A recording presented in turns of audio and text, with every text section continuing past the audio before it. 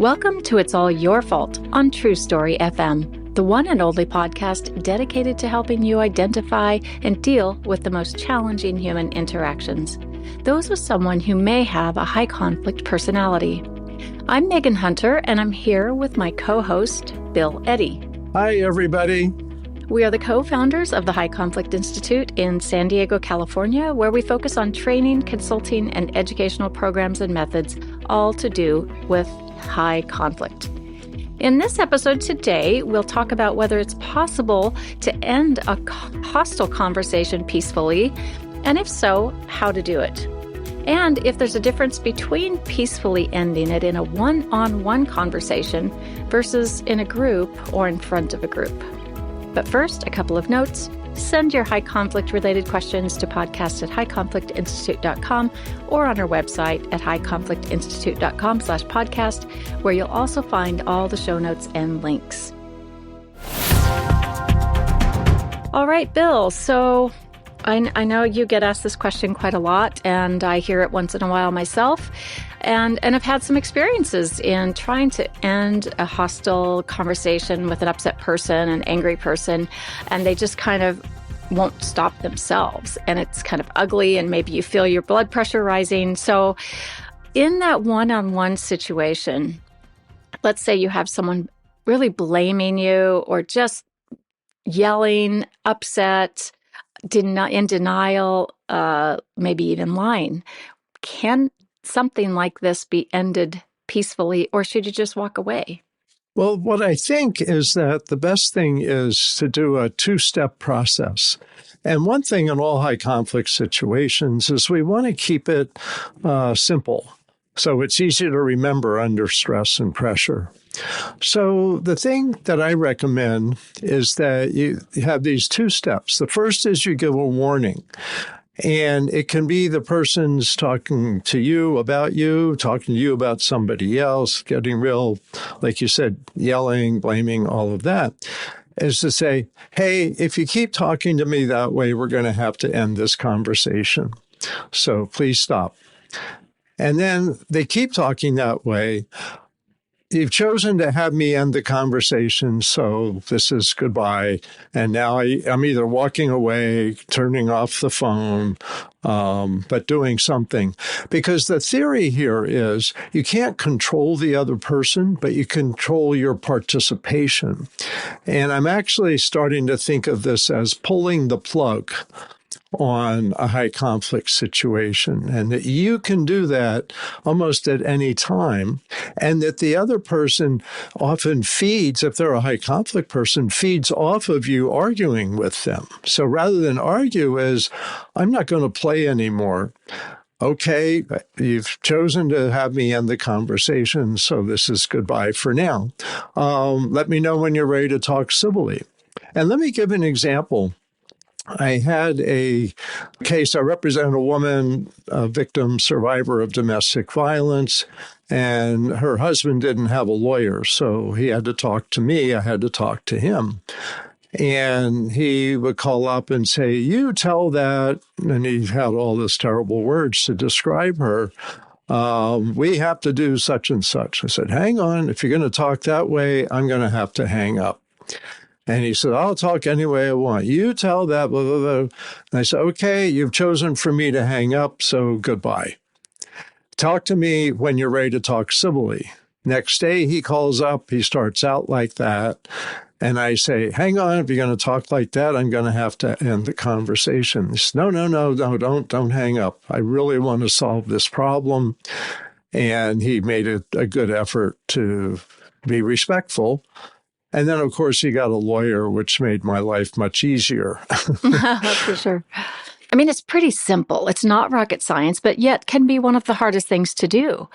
Because I guess culturally, we think we're going to offend someone, or I think underneath most of it is fear. We don't want to get hit, or we're conflict avoiders, perhaps. If you're a conflict avoider, then you're probably going to get be caught up in that conversation for longer and stay in it longer, and the other person will just continue with it. If you're more of a conflict comfortable person, then you might engage and engage in the wrong ways, which will also keep it going. So being assertive by setting a limit, like you're saying, Bill, is really, really the key. I think so. And what's interesting, and you're getting at this, is I think this comes up a lot for helping professionals. So social workers, therapists, lawyers, nurses, police, ministers, doctors, and generally are nice people who like to help other people. So the thing I get at some of our trainings is I don't want to be rude. And so they don't want to interrupt somebody who's being rude and needs interrupting. And so I think we have to learn that assertiveness you're talking about and get comfortable. And the only way to get comfortable with that is practice. And so it's one of the exercises now in some of my trainings is let's have someone being obnoxious and you giving the warning and then ending the conversation. And people are really empowered by that. They're really surprised. I can interrupt. And what you're interrupting is a bad pattern of behavior. Not interrupting a person, you're interrupting behavior. And you can say, when you're ready to talk civilly, call me back. Yeah. And I think for the people who are a little more shy and don't like to assert themselves in this way, it will feel uncomfortable. It just does. There's no way around that until you get practiced at it. So know that you can get through those hard moments where you feel very uncomfortable and your face is flushing and you feel like you want to run as fast as you can and as far as you can. But if you just stay with it and make your statement and then leave, it's very empowering. And I really truly believe we don't do enough of this. And it's probably a big reason why there is so much high conflict behavior. I think you're right. And the more we learn to do this, because everybody's seeing an increase in high conflict behavior. And the problem is that people don't set limits on themselves. And so the people around them have to set limits. So we teach that self-restraints, people doing ear statements and encouraging statements for themselves, but also people around need to get comfortable saying, no, hang on. And by the way, you don't have to say anything real elaborate. I love just saying, hang on. And people go, oh, or I'm hanging on, and then make my point. But you have to be quick about it, because once you get their attention, if you pause, they'll fill the gap. So you got to say, hang on. If you keep talking this way, we're going to have to stop this conversation. So it's up to you, but please stop talking this way. Yeah, that gap you mentioned is so interesting because, that high conflict brain will just continue to spill and spill and spill. And I think we don't want to offend people. But, take a cue from nature. I don't think, in the animal kingdom that misbehavior and bad behavior is allowed to continue, right? There's natural consequences. And I think if, as the human species, if we enacted more natural consequences, like, hang on, I need to leave this conversation, whatever, right?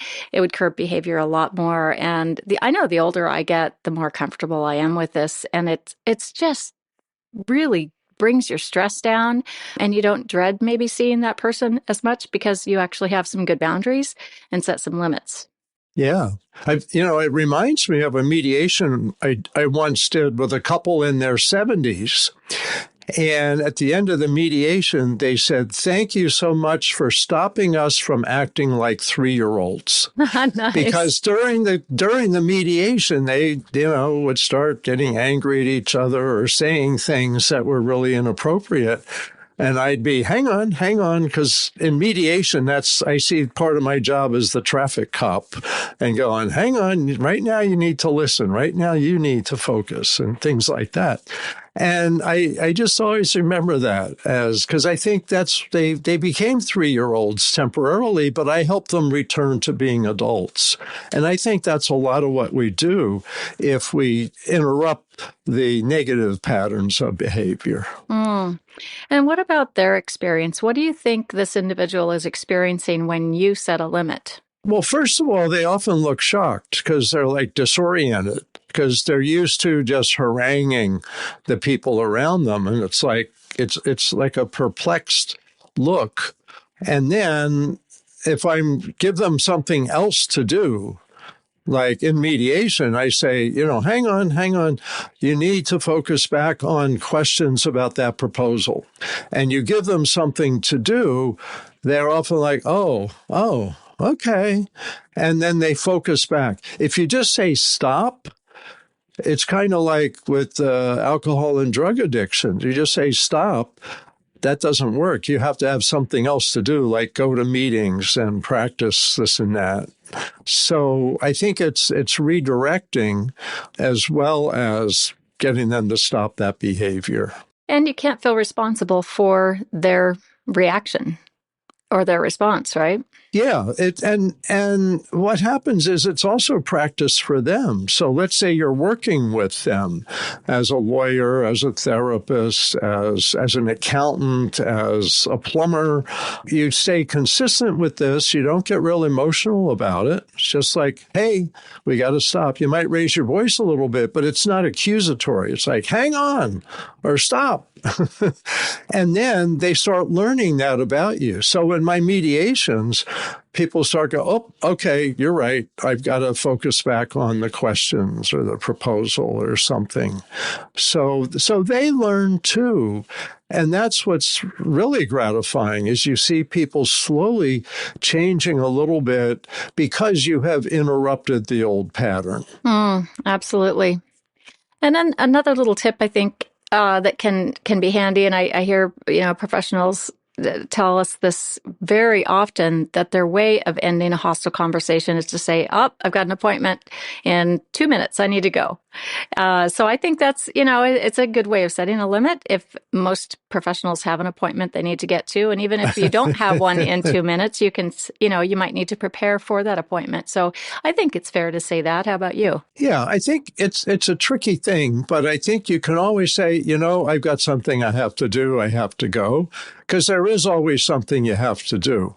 I'm uncomfortable with outright lying about it, like I have an appointment, but I won't say I've never done that.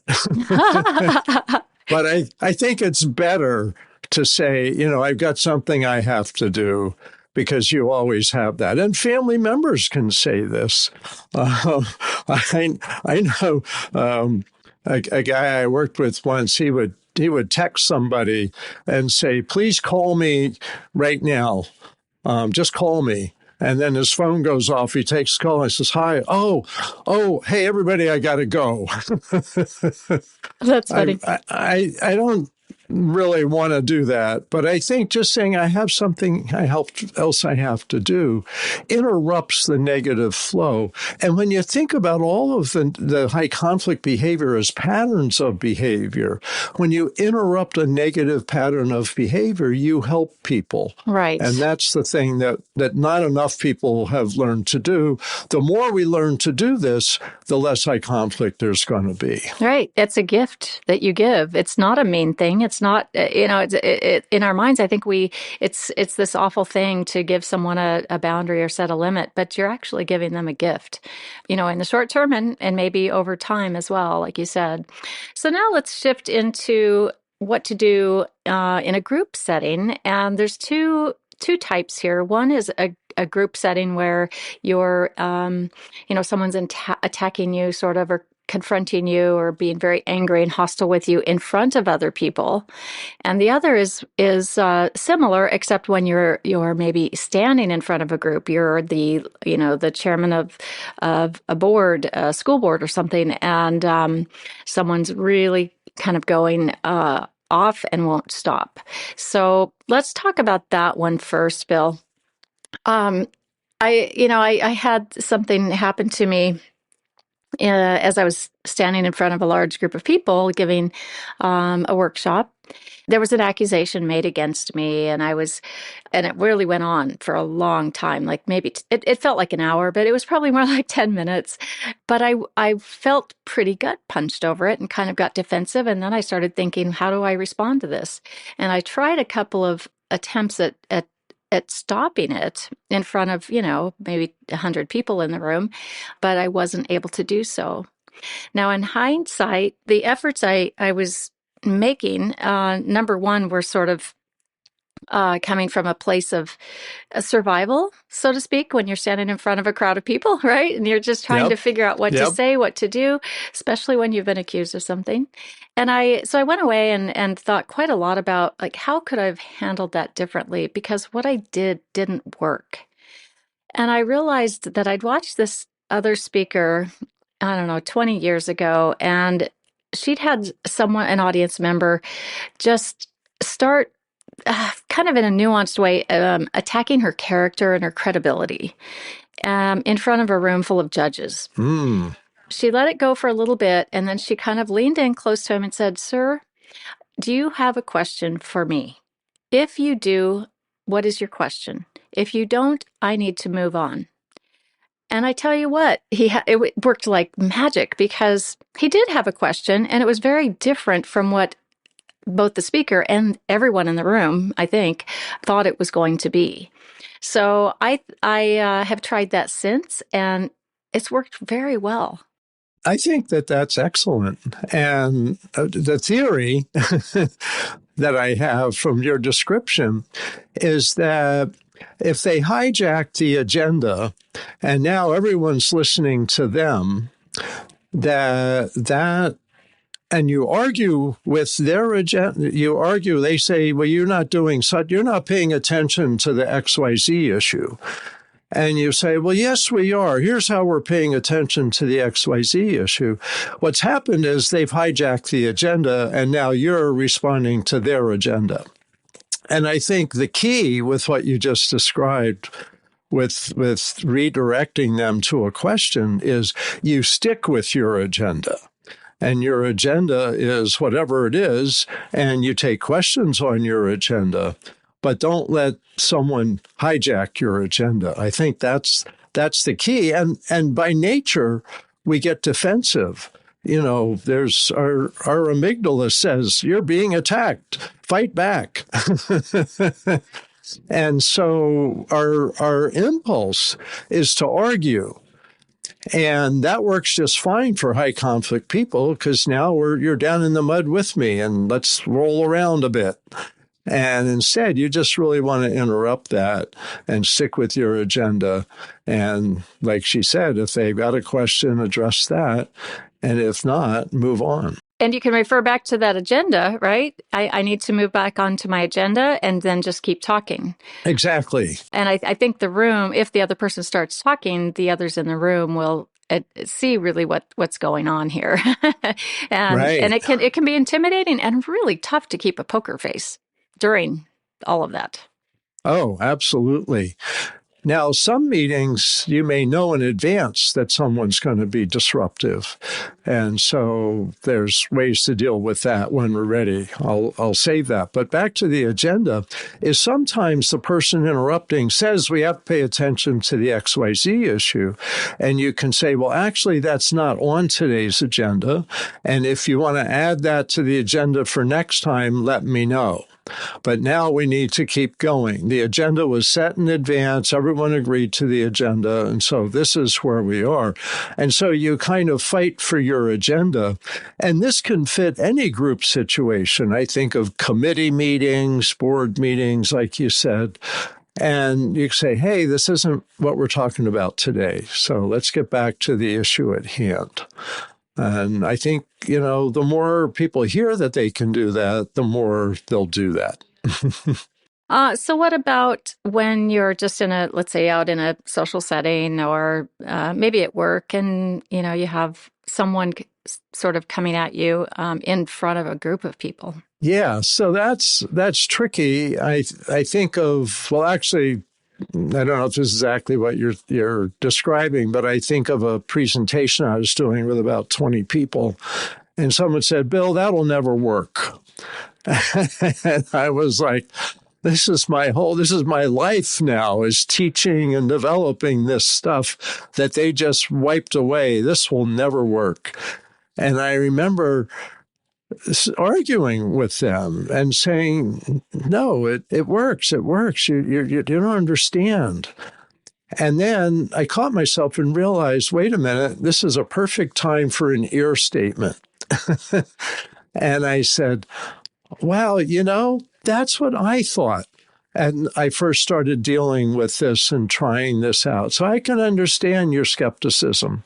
And I'm happy to tell you that it surprisingly does seem to work. And as you get familiar with it, you may find that it does too. So rather than arguing is empathizing and then educating. And I think you can do that in social settings too. Someone says, I heard so-and-so got fired or got in trouble. Stole from the company. Sold from the company. And I find that highly unlikely. And rather than arguing is saying, hey, Joe, that's really surprising for me to hear. I'd really have to hear more before I believe that because I've never heard anyone make that criticism of so-and-so before. So I think what you're getting at really, Megan, is that today's discourse is much more personal, includes personal attacks, hostility, unmanaged emotions, and that we can all bring it back to civility, and that we can all not only be civil, but say to other people, hey, hang on, we really need to be more respectful here, and not spread rumors, because rumors just take off nowadays. It's like, oh, so-and-so got fired, and it's like, well, I don't want to repeat that to anybody until I check it out, and I think we all should hang on until we find out if that's really true. But Bill, that's not the Twitter way or the Facebook way or the Instagram way or TikTok way or whatever. So yeah, we do need to exercise restraint in this world so we can have a more peaceful existence and definitely find that missing piece.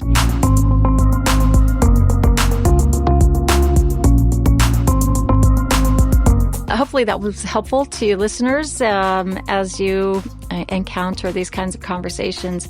And next week is going to be our final episode of the year. So, of course, we'll talk about what to avoid at holiday gatherings. So be sure to listen to that. Send your questions to podcast@highconflictinstitute.com or submit them to highconflictinstitute.com/podcast. And we'd love it if you tell your friends and colleagues about us, and grateful if you'd leave a review wherever you listen to our podcast.